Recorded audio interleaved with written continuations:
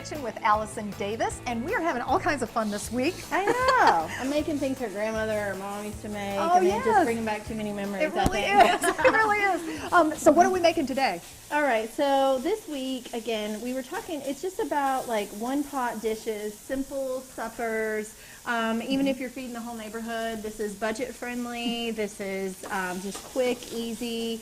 Honestly, this one is another casserole. So Okay. sometimes, you know, pasta can really stretch a meal. Right. And it can fill up a family, and it can fill up a horde of kids that are all over. And that's what I hanging need. out. So I think that's really what this is about. So this is kind of my version of like a hamburger helper, or cheesy mac is what I like to call it, with elbow macaroni, Okay. some ground beef, and we're just going to season that up, and we're going to make a nice cheese sauce, and then just bake it all off in the oven. All right, wonderful. I love casseroles, So I have by the some way. here ready to go, but what we've done is you want to pre-cook your macaroni and go ahead and have that kind of set to the side and Okay. ready to go. And in the pan, I'm browning off some ground beef, and to that we're going to add some onions, Okay.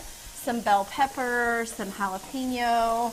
You could do honestly anything with this. I did some diced tomatoes in mine just to give it a little bit more liquid and not to be like dry. Okay. So just seasoning that up, and as far as the seasonings go, I'm doing some onion and garlic powder. Okay. Love my onion powder. I love garlic.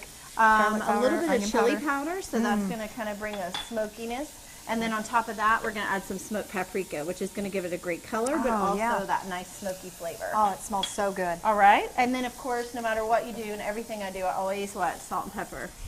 Always. Because you're going The to be must-have. seasoning to taste, and it's just about getting that, you know, balance, and salt and pepper, just everything. Salt and pepper. Salt and pepper my bread. So, all right. So that's pretty much it. Again, I've got this all kind of sitting here working. We can even add this in, which is the macaroni, all the seasoned sauteed vegetables, the ground beef, and then what we're going to do next is make a bit of our cheese sauce. Okay. So if you would, we're going to turn this guy on. All right. And we're going to add just our meat in there with our pasta. And then we're going to make our sauce. Oh, it looks so good.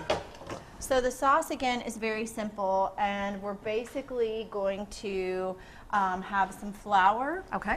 And then we're going to add some liquid to that and then thicken it up. Okay. Okay. What liquid are you adding So to it I'm going this to time? do a combination of milk and broth. Okay. So you could do beef broth or chicken broth. I just happen to have some chicken broth, so I'm going to do a combination of both. All right. So we're going to add some milk in here and some broth, and then we're going to start to kind of stir that around and let that thicken up. All right.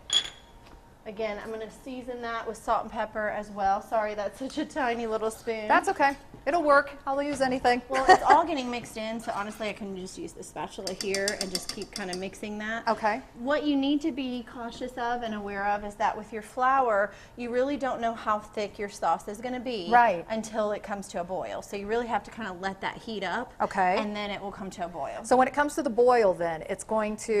That will tell you how thick it is. So Okay. if it's like super thick and you can't really stir it, then you just can add more liquid to it. Okay. To get and it then right in the where you want it? recipe, yeah. And then in the recipe, I'll have the ratios on there. But if you were just eyeballing it like I do half the time, I know. not half the time, all the time, then you're going to just kind of know as far as the texture of what you're looking for. But you know what? You're so nice because you provide us with the actual measurements on our website. So we appreciate it.